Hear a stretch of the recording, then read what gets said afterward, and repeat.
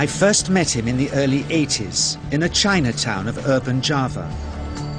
He didn't want his real name or address revealed, so we called him DJ for Dynamo Jack. He was only a healer, he said, but he did direct a powerful energy generated from his own body into his patients. Sometimes he used the needles, sometimes just his hands. He called the energy Qi, and it was so strong that he usually needed a grounder to hold his patients' feet.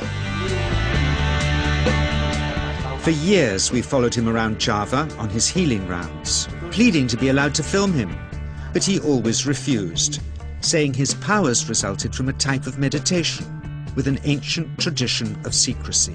It was only when my brother Lorne was suffering from a serious eye infection that he finally allowed us to film him in 1987. It was nothing like any acupuncture I'd ever had. I was getting really powerful electric shocks and couldn't control my movements at all. Yin yang, positive and negative, you know. And my positive from here and my negative from here. And we meet together, it can get like electricity. And is this because you're special? You have a special sort of It's body? meditation every day. It's meditation that does it? Meditation every day. Like you can touch me, like this. It's nothing, okay? It's my burn. Just like this. For our sound recordist, it was also a shocker.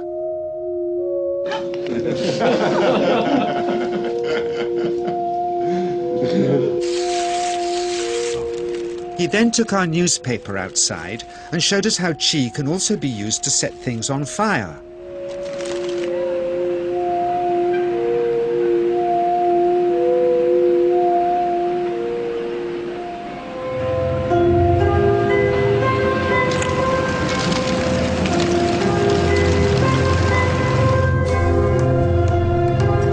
When he heard we'd shown this footage in public, he was very upset and refused all our future efforts to contact him again. As the years passed, we sadly resigned ourselves to never seeing him again. My brother Lorne never did, for by 1997 he was already dead, when I again found myself with DJ, now treating me for an eye problem. But it wasn't this that brought me back. He had tracked me down out of the blue and invited me to tell me a story. He had just returned from 2 years on a deep meditational journey, alone in the heart of Borneo. Amongst his revelations, he had seen, he said, how history was moving on into great change, and the old wisdom was vanishing.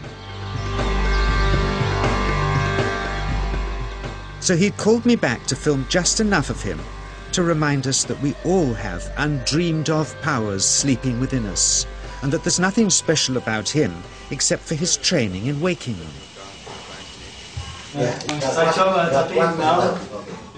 Grounding this patient, my cameraman Joe is having to use all his weight to keep contact. But Qi is pushing him away. He seems able to control the amplitude of this Qi, like a dimmer switch, and it causes uncontrollable responses in the patients and their grounders. I can barely keep my hand on you. It wants to fly off. The electricity is so strong. This mother unwittingly grounds her child. He won't sit still, so she's asked to hold him and grin and bear it. Sometimes signs of this passing energy can be seen in the transmitter too. This Qi stuff is only the surface, he says, of the real adventure beneath, in the meditational technique.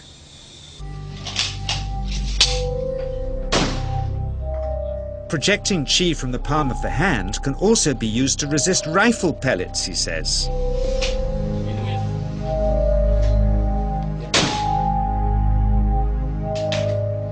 First, you learn to distinguish between yin and yang Qi in your body. Then how to pool it in your navel chakra. Then how to project it, he says. And it's the proportionate mixture between yin and yang which accounts for different effects, like pulling or pushing objects or igniting them. Then he gets really strange. He says that mastering yin qi is the key to the spirit world. There's a long tradition of Indonesian krisis being possessed by spirits. So people bring him their krisis to see if they're duds. Here, he says, he doesn't manipulate matter by projecting mixtures of yin and yang qi. He merely creates a field of yin energy in which, he says, if there's a spirit, it can manifest itself.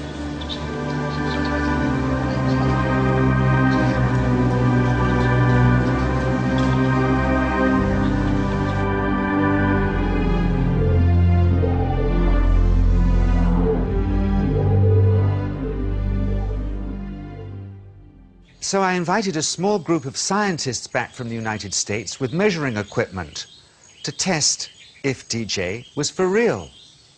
And if so, where might this energy belong on the electromagnetic spectrum? Catherine Cook, CEO of the Mind Science Foundation in Texas. Dr. Roger Nilsson, a Swedish medic and international racing sailor.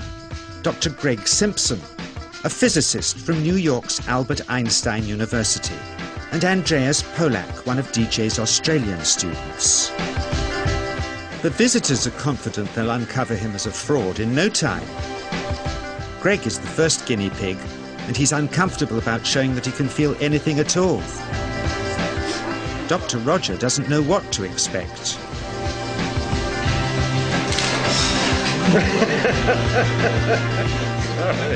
Out comes the metal detector, like the things they use in airports, to see if he has any concealed metal in his body. Then the voltmeter, to try and measure the qi. But how to get it to work? Where's the ground? What settings? DJ suggests that as his negative is his perineum, and his positive is his navel chakra, perhaps that's where the electrode should be attached. He doesn't stand on his dignity. He's eager to help, but still no readings. They're getting shocks off his arm, and now they're on the right settings, but the needle still isn't moving. DJ says it isn't electricity, it's qi.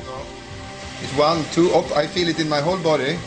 I feel it at 3, 0.3, I feel it in my legs. Shit, But suspecting there's some tricky setup on his premises they can't find, they insist we all go to a randomly chosen hotel room several miles away to see if he can light a light bulb with his fingers. It doesn't ground on the wall. So Greg holds and grounds one wire, while DJ pumps qi through the other. The bulbs are LEDs, light-emitting diodes, which ignite in different colors according to the intensity of current. Yes. On, off, on. Brilliant. Oh, you're blinking. Things were going well. DJ was enjoying it too, until he invited us all out to lunch at his local, where he tried to push a chopstick through the table. He couldn't get it through the formica surface, so he came up through an inch of wood from underneath.